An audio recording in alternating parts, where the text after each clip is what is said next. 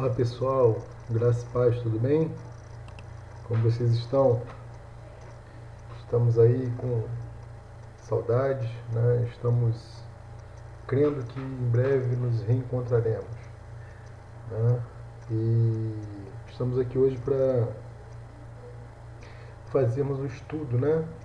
Esse estudo é referente ao estudo de João, do Evangelho de João, né? E a gente vai fazer o estudo hoje dos capítulos 1, 2, 3 e 4, ok? E para nós é motivo de alegria podermos estar aqui compartilhando os vídeos com vocês. E tem sido momentos assim poderosos, eu creio que para vocês e para nós também, amém? Eu queria te pedir para você aí que ainda não curtiu os nossos canais no YouTube, né? O meu canal pessoal está aqui, ó, Rafael Guarnier, procura lá, se inscreve, né? Ativa o sininho para você receber as notificações. E o canal da Escola de Crescimento também, que é através do qual nós temos liberado essas aulas, ok? Essa aula é uma aula referente à turma N1, mas é uma aula nova na escola, né? Nós introduzimos esse ano esse estudo do Evangelho de João, né? E eu vou estar disponibilizando para as outras duas turmas também, ok? Então, vamos lá, vamos começar? Abra sua Bíblia no Evangelho de João. E a primeira coisa que nós temos que entender aqui é que os evangelhos eles foram escritos, né, os 4 evangelhos, eles foram escritos para um povo específico, ok? Enquanto você abre sua Bíblia, eu vou beber uma aguinha.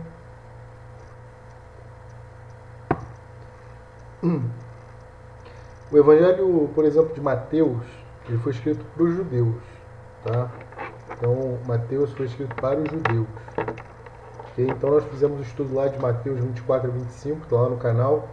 Em Mateus 24, os primeiros versículos, ele é totalmente direcionado aos judeus, né?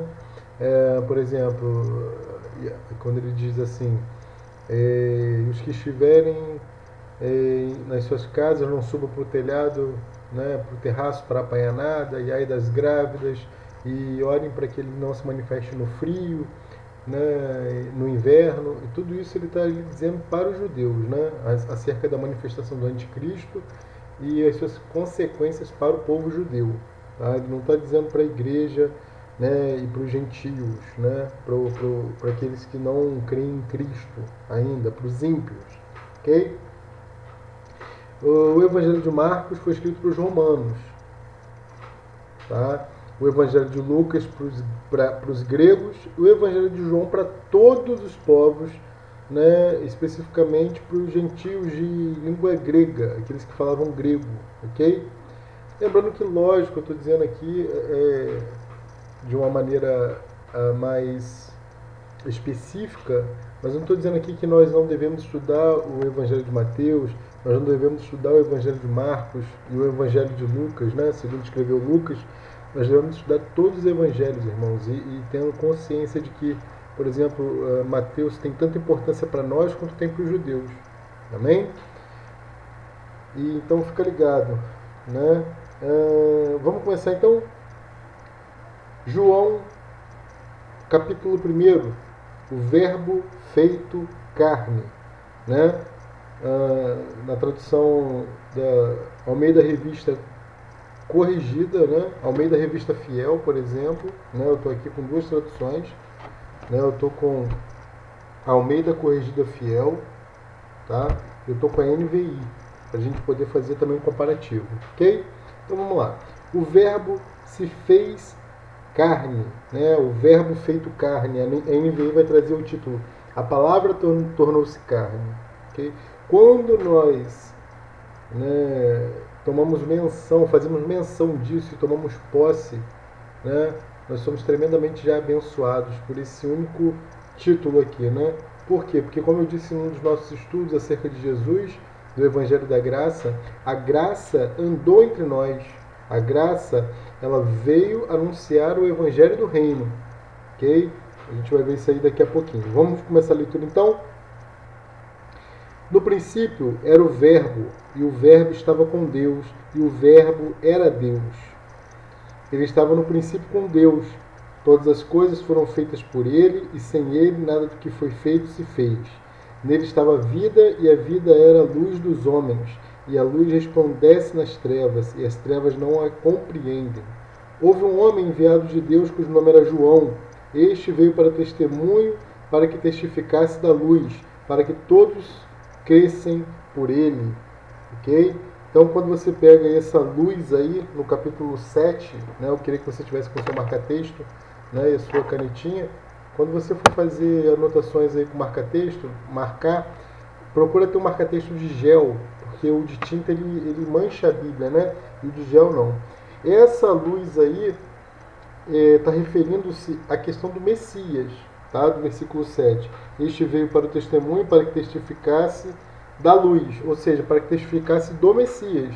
Então João, né, não é o João que escreveu esse evangelho. Aqui está dizendo, está se referindo a João o Batista, ok? João Batista. Não era ele a luz, mas para que testificasse da luz. Ali estava a luz verdadeira, que ilumina a todo homem que vem ao mundo. Versículo 10. Estava no mundo e o mundo foi feito por ele, e o mundo não o conheceu. Veio para o que era seu, e os seus não o receberam. Isso aqui veio para os judeus, e os judeus não o receberam. Ok? Então vamos acompanhando e fazendo as anotações, tá? Quando no versículo 11 de João, capítulo 1, diz assim, ó, veio para o que era seu, e os seus não receberam, está falando dos judeus. Ok? Versículo 12. Mas a todos quanto receberam, deu-lhes o poder de serem feitos filhos de Deus. Amém? Aleluia. É o nosso caso, né? Nós recebemos e fomos feitos filhos de Deus. Aos que creem no seu nome. Marca essa palavra aí. Creem. E eu preciso fazer para ser reconhecido como filho de Deus. Basta você crer. Né? Crer. Versículo 13. Os quais não nasceram do sangue, nem da vontade da carne, nem da vontade do homem, mas de Deus. Né? Versículo 14. Redobra a sua atenção. E o Verbo se fez carne e habitou entre nós, e vimos a sua glória como a glória do unigênito do Pai, cheio de graça e de verdade, né? Ele é a verdade. A verdade é uma pessoa, a pessoa de Jesus, ok?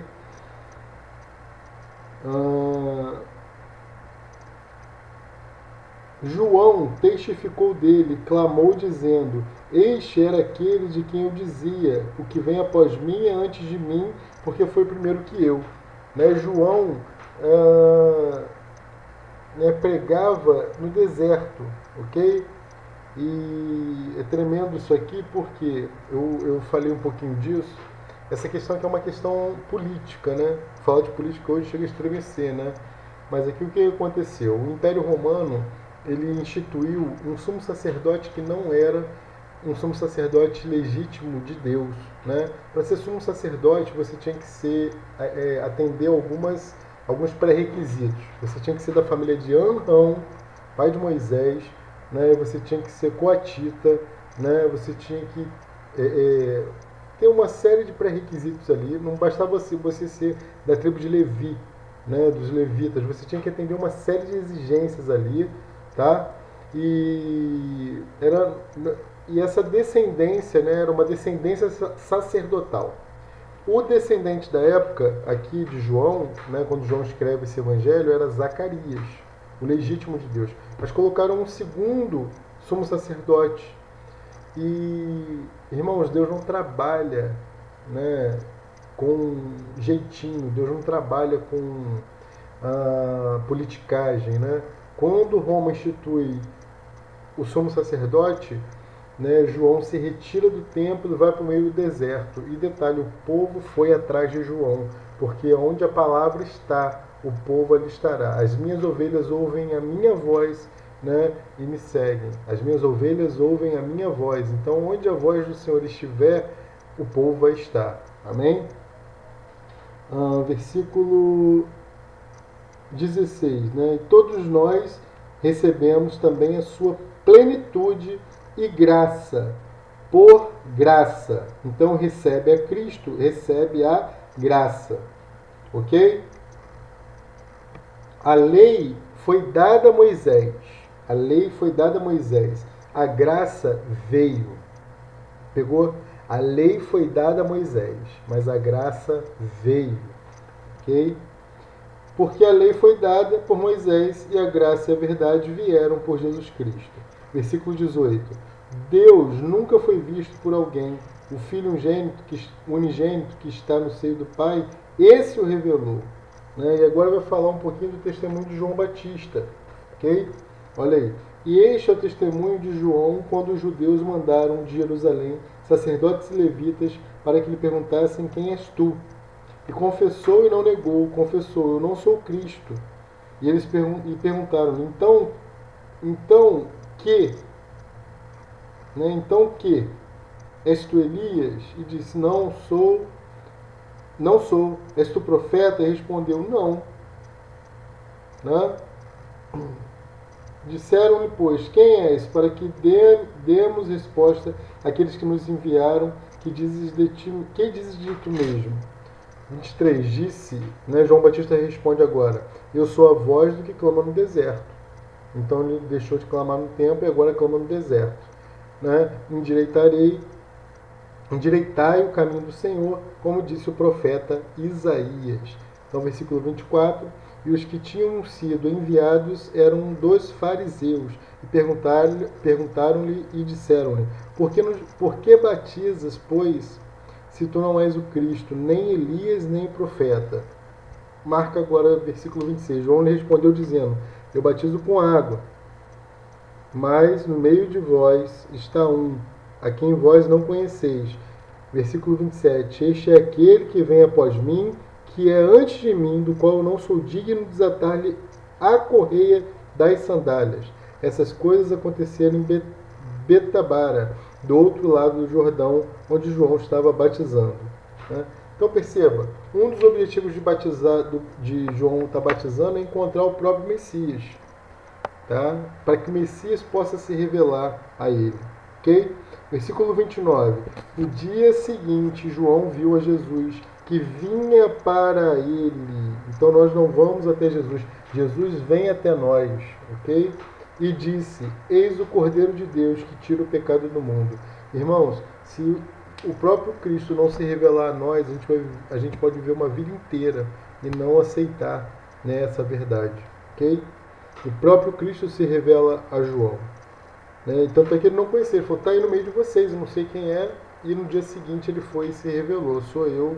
Né? Então, versículo 30. Este é aquele do qual disse: após mim vem um homem que é antes de mim, porque foi primeiro que eu.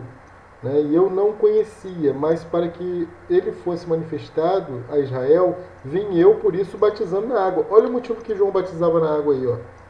Para que o Cristo fosse batizado nas águas. Ok? Precisava se cumprir um princípio que começou a ser cumprido com os hebreus, né, do batismo, uma marca da aliança. O Senhor Jesus não podia começar o seu ministério, né, sem essa aliança com o Pai, ok? Ele tinha que cumprir todos os princípios. A graça ele era a própria graça, mas ele veio para cumprir os princípios da lei, ok? 32. E João testificou dizendo: eu vi o Espírito descer do céu como pomba e repousar sobre ele. Esse era o sinal. Okay? E eu não o conhecia, mas o que me mandou a batizar com água, esse me disse: Deus disse a João, ó, sobre aquele que vires descer o Espírito e sobre ele repousar, esse é o que batiza com o Espírito Santo. Então João tinha um sinal. Ele estava ali pregando, mandando o povo se arrepender, né? Mas ele tinha um sinal: aquele que vires descer o Espírito e sobre ele repousar, esse é o que batiza com o Espírito Santo. Okay? Então, quando Cristo se apresenta a João, e detalhe, irmãos, eles eram primos. Eles eram primos. Né? Alguns evangelhos vão relatar que eles eram primos. Né? Então, aí, 34. E eu vi e tenho testificado que esse é o Filho de Deus. E aí agora no 35 vai ter, Jesus vai chamar os primeiros discípulos, né? no versículo 34. 35, perdão. Tá? Vamos lá. No dia seguinte, João estava outra vez ali, e 2 dos seus discípulos, né, também estavam ali com ele. Né? E vendo passar Jesus, disse: Eis aqui o Cordeiro de Deus. E os 2 discípulos ouviram dizer isto e seguiram a Jesus. Né? Então perceba. Então, no dia seguinte, João estava outra vez ali. Ali é onde? Batizando. E 2 dos seus discípulos. Então, 2 discípulos de João, né, foram os primeiros discípulos de Jesus. E os 2 discípulos ouviram dizer isto e seguiram a Jesus. Irmãos, João deveria ter feito a mesma coisa aqui. Seguido a Jesus. Ok? Versículo 38. E Jesus, voltando-se e vendo que eles o seguiram, disse-lhes: Que buscais? E eles disseram: Rabi, que traduzido quer dizer mestre, onde moras? E ele disse: Vinde e vede. Foram e viram onde morava e ficaram com ele aquele dia, e era já quase a hora 10ª.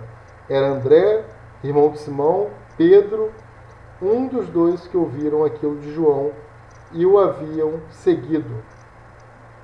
Então era André, irmão de Simão, Pedro, um dos 2 que ouviram aquilo. Né? Era André, o irmão de Simão Pedro, um dos 2 que ouviram aquilo, né, e haviam seguido. Então André era um deles. Este achou primeiro a seu irmão Simão e disse-lhe: Achamos o Messias, que traduzido é o Cristo. E levou a Jesus, e olhando Jesus disse: Tu és Simão, filho de Jonas, tu serás chamado Cefas, que quer dizer Pedro. Né? Então, olha aí os 2 primeiros. Né? No dia seguinte, quis Jesus ir a Galiléia e achou Filipe e disse-lhe: Segue-me. E Filipe era de Betsaida, cidade de André e de Pedro. Filipe achou Natanael e disse: Havemos achado aquele de quem Moisés escreveu na lei, o profeta Jesus de Nazaré, filho de José. Marca Moisés aí, que é citado, né, aqui, né, no Novo Testamento, em João, e aí não tem como você tirar a veracidade bíblica, né, e dizer lá que o Pentateuco não foi escrito por Moisés. Fica ligado, irmão, fica ligado. Tem muita escola de teologia aí querendo tirar, né, a autoria de Moisés do Pentateuco. Tem que ficar ligado com isso. Versículo 46. Disse-lhe Natanael: Pode vir alguma coisa boa de Nazaré? Disse-lhe Filipe: Vem ver. Jesus viu Natanael vir ter com ele e disse-lhe: Eis aqui um verdadeiro israelita, em que não há dolo. Né? Quando viu Natanael, ele disse isso. Né? Disse-lhe Natanael: De onde me conheces tu? Jesus respondeu e disse-lhe: Antes que Filipe te chamasse, te vi eu, estando tu debaixo da figueira. Natanael respondeu e disse-lhe: Rabi, tu és o filho de Deus, tu és o rei de Israel. Jesus respondeu e disse: Por que te disse, vi-te debaixo da figueira crês? Coisas maiores do que esta verás. Né? Ele estava só ali no início, né? Já estava maravilhado. E que está falando: segura a onda aí que tu tem muita coisa maior para ver. Né? E 51, fechando o capítulo 1, né? E disse-lhe, na verdade vos digo que daqui em diante vereis o céu aberto e os anjos de Deus subindo e descendo sobre o Filho do Homem. Né? Então, a preparação aí para o início do ministério de Jesus, né? Ele está dizendo: ó, fica ligado que a partir de agora vocês vão ver céus abertos, uma manifestação tremenda de milagres, né? de curas, de libertação, né? Mas a principal missão de Jesus não foi fazer milagres, não foi curar, não foi libertar das prisões. Tenha certeza disso. A principal missão de Jesus, nos 3 anos e meio dele, mais ou menos, de ministério, foi pregar o evangelho do reino. Amém? Quero destacar algumas coisas aqui, tá? Nesse capítulo 1, antes de passarmos para o capítulo 2. Por exemplo, quando no versículo 21, né, perguntaram-lhe então: quem é você? Elias? Elias, o que profetizou, né, acerca de Malaquias. Tá? Religiosos andam atrás de um grande líder e não do filho de um carpinteiro. Pegou? Vou repetir. Religiosos andam atrás de um grande líder e não de um filho de um carpinteiro.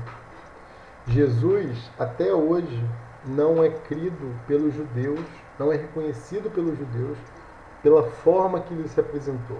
Eles esperam Cristo que vai vir nas nuvens, né, para fazer o arrebatamento da igreja. Eles esperam esse Cristo montado num cavalo branco, poderoso, e Jesus veio como um carpinteiro. Aí um dos motivos da confusão dos judeus, ok? Mas o principal motivo nós sabemos qual é, né? Foi para que a porta da graça pudesse ser aberta, para que nós alcançássemos salvação, amém? O próprio Cristo, né, endureceu o coração dos judeus, né? O próprio Deus fez com que eles não reconhecessem a Jesus como seu Salvador, né, como Messias. Capítulo 2, vamos lá? Primeiro milagre de Jesus nas bodas de Canaã.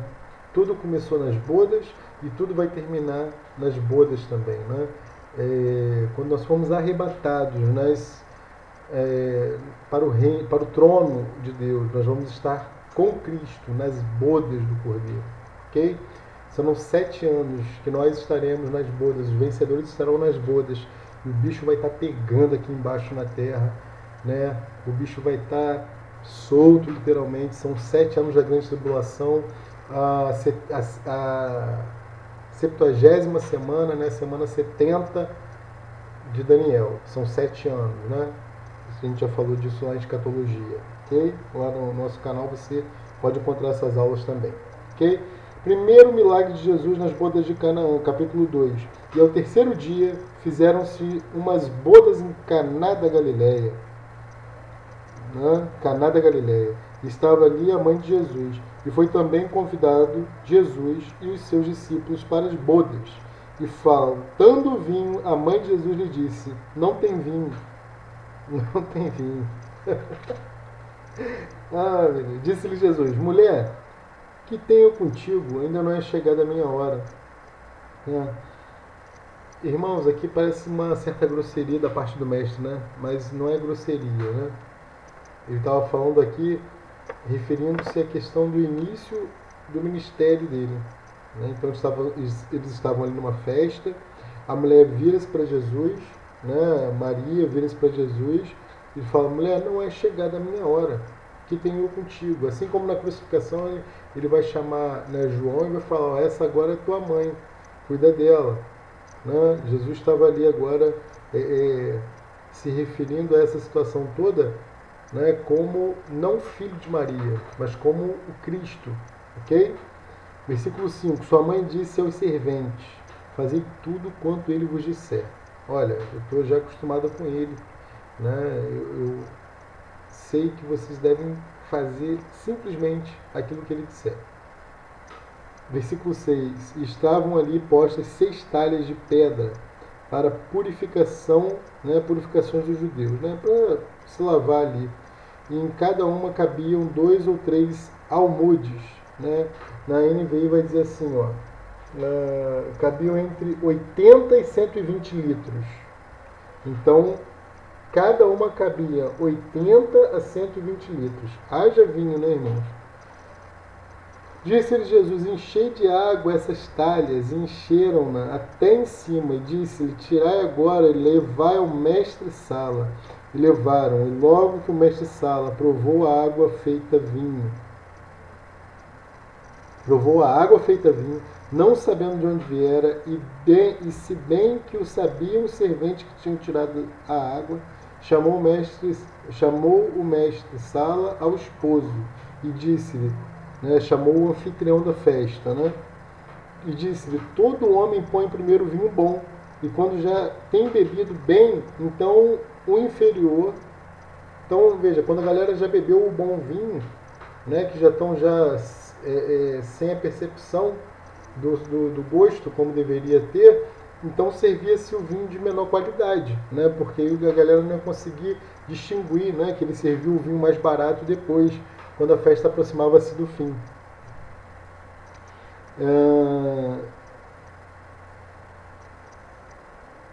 Versículo 10 ainda, né? Perdão, versículo 11. Jesus principiou assim os seus sinais, ou seja, Jesus iniciou os seus sinais em Caná da Galileia e manifestou a sua glória, e os seus discípulos creram nele. Perceba, os discípulos precisavam crer que realmente eles estavam lidando com o Messias, né? Versículo 12. Depois disto, desceu a Cafarnaum, ele, a sua mãe, os seus irmãos e seus discípulos, e ficaram ali muitos dias. Né? Os mercadores expulsos do templo, versículo 13. E estava próxima a Páscoa dos judeus, e Jesus subiu a Jerusalém, e achou no templo os que vendiam bois, ovelhas, pombos, e os cambistas assentados.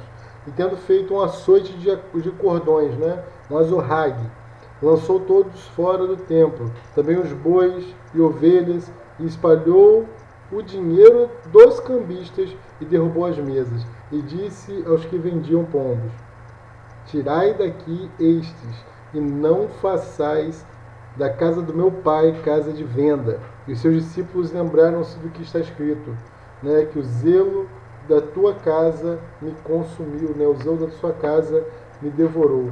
Responderam, pois, os judeus e disseram-lhe: que sinal nos mostras para fazer isto? Que sinal nos mostras para fazer isto? Jesus respondendo disse: destruí este templo e em 3 dias o levantarei. Ou seja, está se referindo ao templo, né? Está se referindo aqui uma analogia ao que ia acontecer após a sua morte. O templo vai ser destruído, mas em 3 dias, né, eu levantarei. Disseram, pois, os judeus: em 46 anos foi edificado este templo, e tu o levantarás em 3 dias?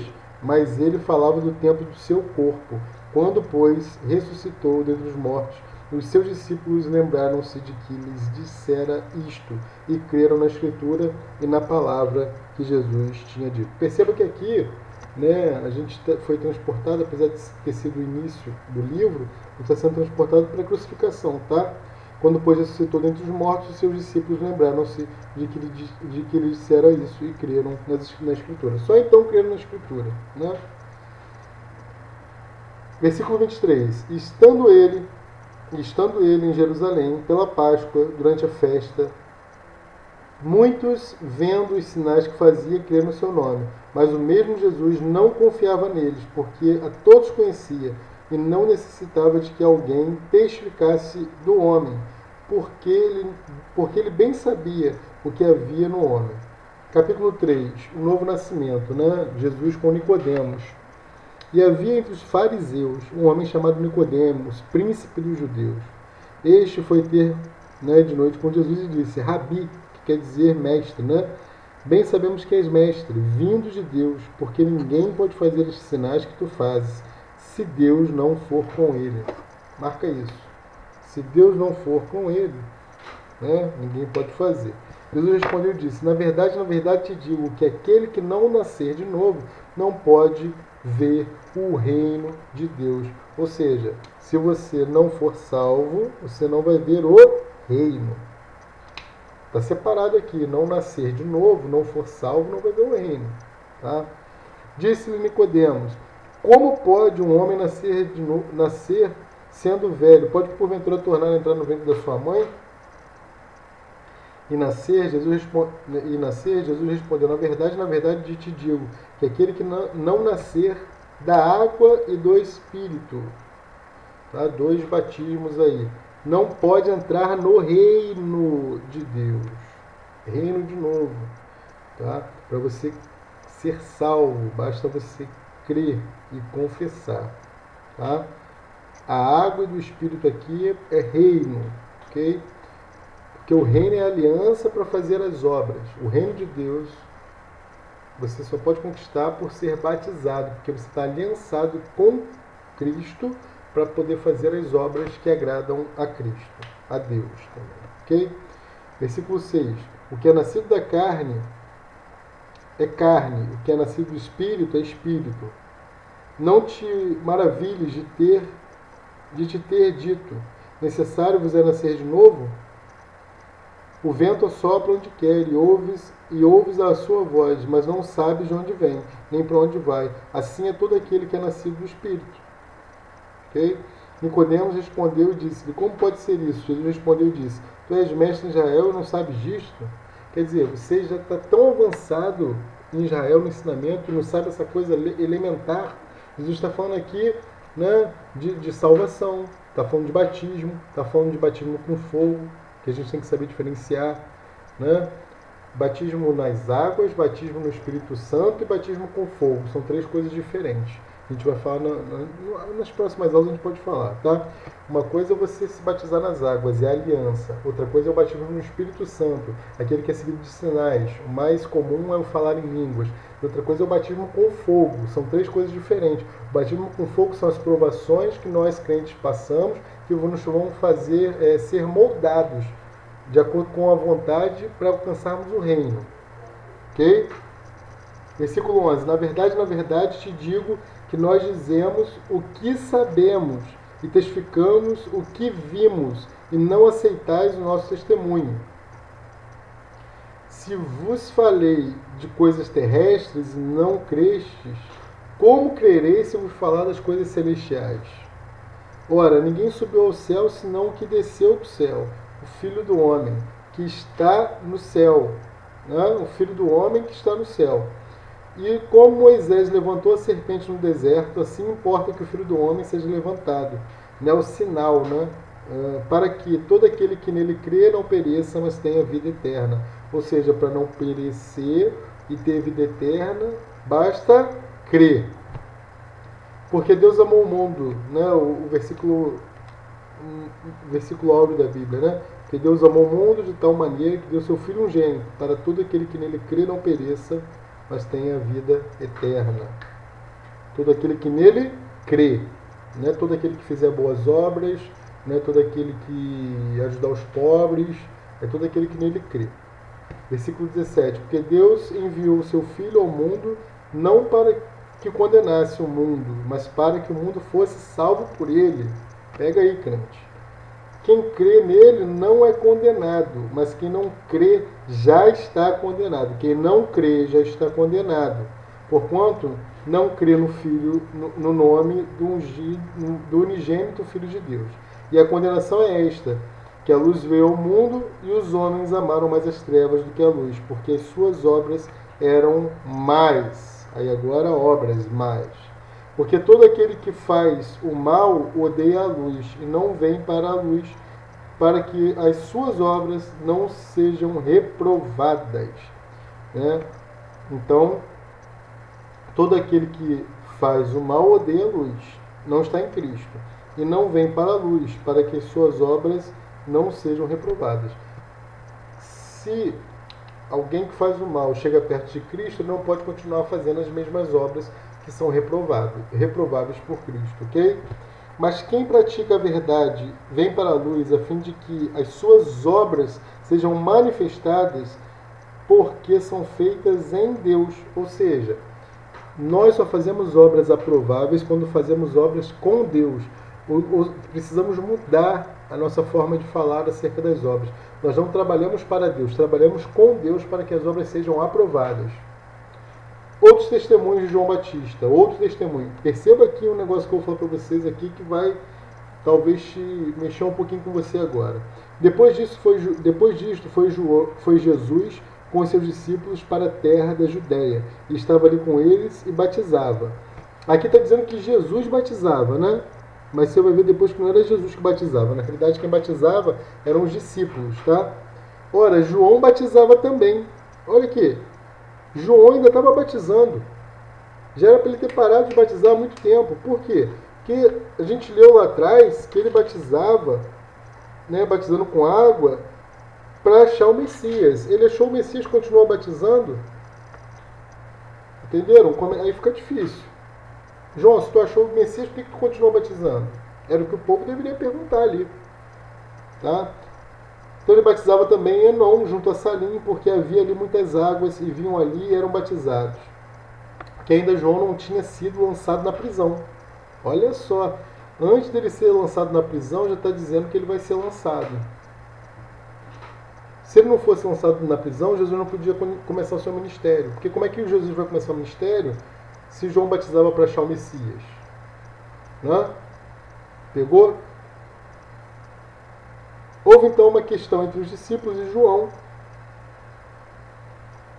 Né? João não tinha... Que ainda João não tinha sido lançado na prisão. 25. Houve então uma questão entre os discípulos e João e os judeus acerca da purificação. Né? Então, houve uma questão, houve uma briga entre os discípulos de João e os judeus. Os discípulos de João e os judeus acerca da purificação. E foram ter com João e disseram-lhe: Rabi, né? Rabi, João, o Batista, aquele que estava contigo além do Jordão, do qual tu deste testemunho, ele o batizando, e todos vão ter com ele. Ou seja, aquele Jesus que eu falava, ele está além do Jordão batizando, e todos vão ter com ele. E João respondeu: o homem não pode receber coisa alguma se não for dado do céu. Vós mesmo me sois testemunha de que disse: eu não sou o Cristo, mas sou enviado diante dele.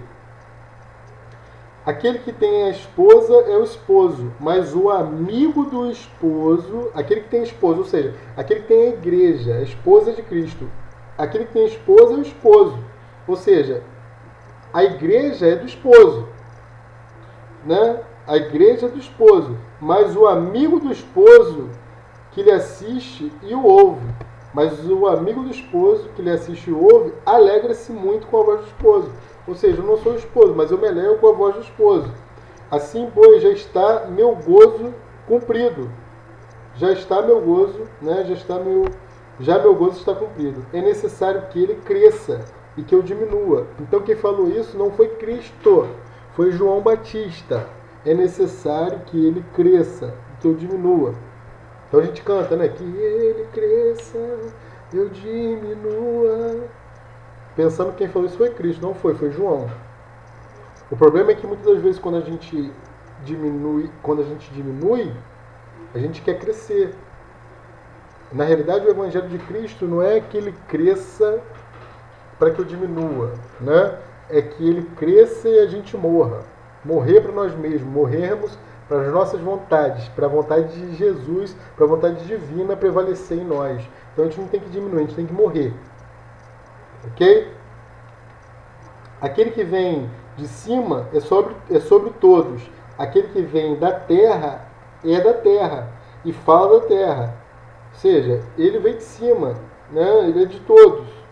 Ele é sobre todos e eu sou da terra. Aquele que vem do céu é sobre todos. Versículo 32. E aquilo que ele viu e ouviu, isso testifica, e ninguém aceita o seu testemunho. Aquele que aceitou o seu testemunho, esse confirmou que Deus é verdadeiro. Porque aquele que Deus enviou fala palavras de Deus, pois não lhe dá Deus Espírito por medida.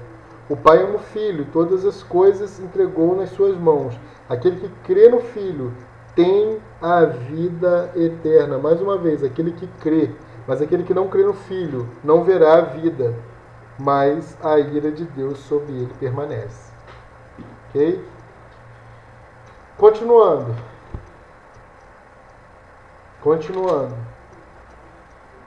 Versículo 4. Perceba aqui que João agora começa a duvidar um pouco, né? João, você já vê que ele começa a mudar um pouco o discurso, né?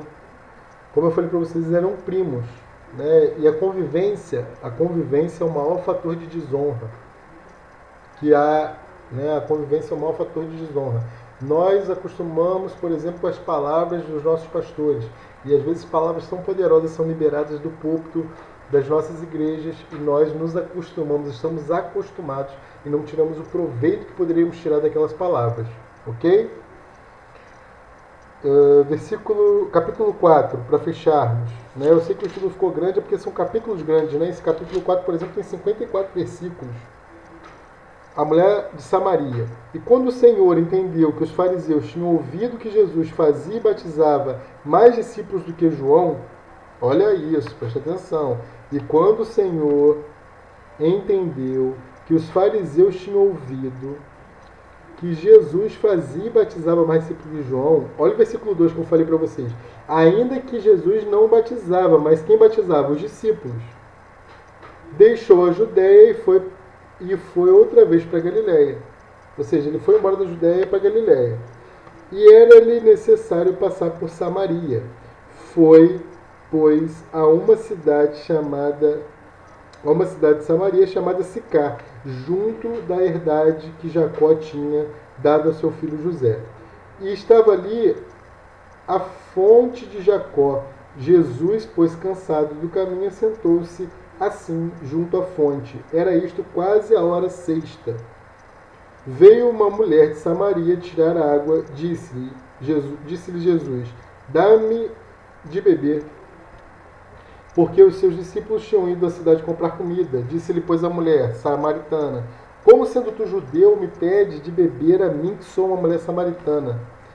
Porque os judeus não se comunicam com os samaritanos. Jesus respondeu e disse, se tu conheceras o dom de Deus e quem é que te diz, dá-me de beber, tu lhe pedirias e ele te daria água da vida. Aqui já é começa aqui Jesus a introduzir uma questão da salvação dos gentios. Essa mulher era samaritana. Né? Você percebe que os judeus não tinham comunicação com os samaritanos, não se comunicavam. Mas aqui Jesus começa a introduzir a ideia, que a gente vai ver depois lá, você pode ver em Mateus 15, né, da mulher sirofenícia, que é quando são abertas as portas da graça para nós, os gentios. Tá? Versículo 11. Disse-lhe a mulher, Senhor, tu não tens com o que tirar e o poço é fundo. Né? Senhor, tu não tens com o que tirar e o poço é fundo. Onde, pois, tens água viva? És tu maior do que o nosso pai Jacó? Né? Já sobrepondo, né? Perguntando ali se ele estava acima de Jacó, né? Do patriarca, que nos deu o poço. Quer dizer, o crente às vezes está pegado no poço, diante de toda a água da vida, né? Bebendo ele próprio dele e os seus filhos e o seu gado, Jesus respondeu e disse, qualquer que beber dessa água tornará a ter sede, mas aquele que beber da água que eu lhe der nunca terá sede, porque a água que eu lhe der se fará nele uma fonte de água que salte para a vida eterna. Disse-lhe a mulher, Senhor, dá-me dessa água para que não mais tenha sede e não venha tirá-la. Disse-lhe Jesus, vai, chama o teu marido e vem cá. A mulher respondeu e disse, não tenho marido. Disse-lhe Jesus, disseste bem, não tenho marido, né? Não tenho marido porque tiveste 5 maridos e o que agora tens não é teu marido. E isto disseste com verdade. Disse-lhe a mulher, Senhor, vejo que és profeta, né? Grande profecia. Descobriu aqui que, né, ele era profeta de verdade, né? Revelou ali o oculto, aquilo que ela escondia, aquilo que ela não falava para ninguém. Versículo 20. Nossos pais adoraram neste monte, e vós dizeis que é em Jerusalém o lugar onde se deve adorar? Disse-lhe Jesus, mulher, crê-me que a hora vem em que nem neste monte, nem em Jerusalém adorareis o Pai. Vós adorais o que não sabeis, nós adoramos o que sabemos, porque a salvação vem dos judeus, ou seja, a salvação vem de um judeu, né? Jesus. Mas a hora vem, e agora é, em que os verdadeiros adoradores adorarão o Pai em espírito e em verdade, porque o Pai procura a tais que o adorem. Ok? Deus é espírito, e importa que os que o adorem em espírito e em verdade. E aí nós, os gentios, a igreja como um todo, tenha hoje a verdadeira adoração ao Pai. Ok? A mulher disse, eu sei que o Messias, que se chama o Cristo, vem, quando ele vier, nos anunciará tudo. Jesus disse-lhe, eu o sou, eu que falo contigo. E nisto vieram seus discípulos e maravilharam-se de que estava falando com uma mulher, todavia nenhum lhe disse, que perguntas, ou por que falas com ela? Deixou, pois, a mulher e seu cântaro, e foi à cidade e disse àqueles homens, vinde e vede um homem que me disse que tudo quanto tenho feito, porventura não és o Cristo? Saíram, pois, da cidade, foram ter com ele, e entrando seus discípulos lhe rogaram, dizendo, Rabi, come, mestre, come. Ele, porém, disse, uma comida tenho para comer, que vós não conheceis. Né? Então os discípulos diziam uns aos outros, trouxe-lhe porventura alguém para comer? Trouxe-lhe porventura alguém algo de comer? Jesus disse: a minha comida é fazer a vontade daquele que me enviou e realizar a sua obra, ou seja, o reino, né? Falar do reino, das obras. Não dizeis vós que ainda há 4 meses até que venha a ceifa, né? Não dizeis vós que ainda há 4 meses até que venha a ceifa ou a colheita? Eis que vos digo: levantai-vos os vossos olhos e vede as terras que já estão brancas para a ceifa, ou seja, já está tudo pronto para a colheita, né? E o que ceifa recebe galardão e ajunta fruto para a vida eterna, para que assim o que semeia como o que ceifa, ambos se alegrem, ambos se regozijem, ou seja, tanto o pai que semeou, né? Tanto o pai que semeou quanto o filho que colheu, ambos vão se alegrar, e aqueles que tiverem os bons frutos vão se alegrar também, vão regozijar. Porque nisto é verdadeiro o ditado, que um é o que semeia e o outro é o que ceifa. Eu vos enviei a ceifar, onde vós não trabalhastes. Outros trabalham e vós entraste no seu trabalho. 39. Muitos samaritanos creem em Jesus. Ou seja, Jesus não precisou pregar em toda Samaria. Né? Ele só precisou ganhar uma samaritana e muitos samaritanos creram em Jesus. Assim também é na nossa vida, né? Às vezes a gente ganha uma pessoa. Eu, por exemplo, ganhei um tio lá em Espírito Santo e hoje esse tio faz o papel, né, da samaritana aqui. Creu em Jesus e vai ganhando agora aquela cidade lá para Jesus. Ok? E muitos dos samaritanos daquela cidade creram nele pela palavra da mulher, que testificou, né, disse-me tudo quanto tenho feito.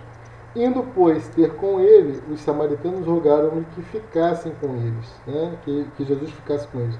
E ficou ali 2 dias, e muito mais creram nele, por causa da sua palavra. E diziam à mulher: já não é pelo seu dito que nós cremos, porque nós mesmos o temos ouvido e sabemos que este é verdadeiramente o Cristo, o Salvador do mundo. Ou seja, nós apresentamos o Cristo, mas a partir do momento que as pessoas se apropriam, né, a partir do momento que as pessoas vão estudar, vão receber palavras, elas já não creem mais por aquilo que nós falamos, mas por aquilo que elas mesmas estão recebendo direto de Cristo. Amém? Jesus volta a Galiléia, 43, né?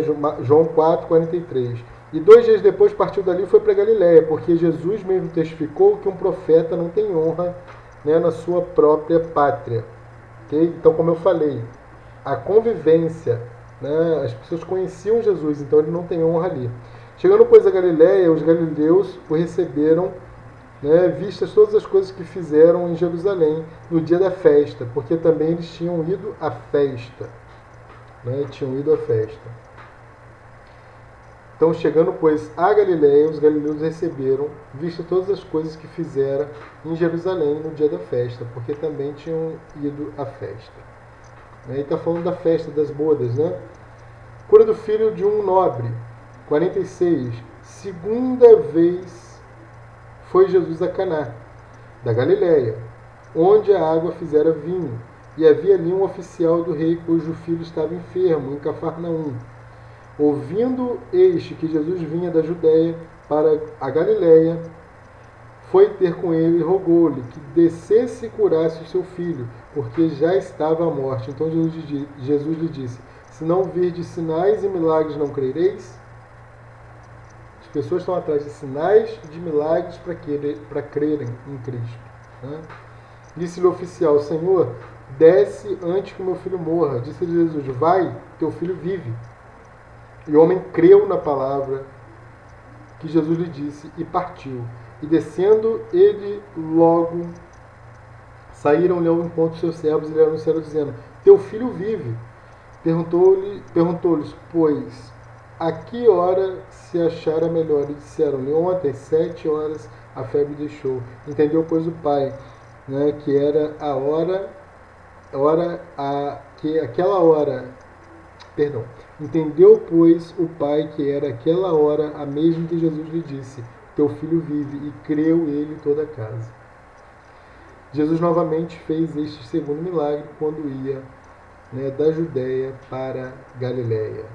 Okay? Então, essa foi a nossa primeira parte do estudo. Okay? Eu queria destacar aqui mais algumas coisas com vocês, tá?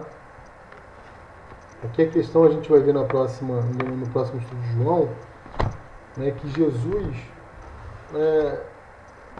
vai ter o desfecho dessa questão com João Batista, ok? E Jesus vai falar acerca de João depois, uma coisa muito interessante que a gente vai contar para vocês. O que eu quero destacar aqui para fecharmos é o seguinte: irmãos, preguem, ainda que você seja novo na fé, pregue, fale de Jesus, porque as pessoas vão conhecer o Evangelho através de nós, né? E elas precisam conhecer primeiro o Evangelho real, aquele Evangelho que é o Evangelho chamado Evangelho literal. Evangelho quer dizer boas notícias. Evangelho quer dizer boas notícias. A palavra evangelho é literalmente isso, uma boa notícia. Então pregue boas notícias. Pregue o que Jesus fez numa cruz por nós. Pregue que a salvação nos foi concedida de graça, gratuitamente. Ok? Não pregue o terror, não pregue morte, não pregue. Pregue o Evangelho. E você vai ganhar essa pessoa, e a partir do momento que ela for ganha para Jesus, né, que ela receber Jesus em seu coração, que ela crer em Jesus, ela mesma, através do estudo da palavra, ela vai dizer como aquela mulher, né, como aqueles samaritanos disseram: nós cremos, né, através de você. Nós cremos, né? Não, confundi agora a palavra. Nós cremos através de você. Mas hoje a gente crê porque nós ouvimos o próprio Mestre. Amém? Gostoso, não? Esse estudo tão bom, né, irmão? Lermos a Bíblia, entendermos. Então fica aí para a nossa meditação, esses 4 capítulos. Leiam novamente e espero que você tenha sido abençoado. Amém? Vamos orar? Senhor Jesus, muito obrigado por essa oportunidade de compartilharmos da Tua palavra, desse Evangelho tão poderoso que nos alcançou e nos dê possibilidade, nos dê oportunidade de pregarmos para muitos esse Evangelho que nos salvou, para que outros também alcancem a salvação. E nos habilite, Senhor, nos prepare para fazer as Tuas boas obras, para redarmos o Teu reino. Em nome de Jesus. Amém. Um grande abraço, queridos. Fiquem com Deus. Graça e paz. Até a próxima. Tchau, tchau.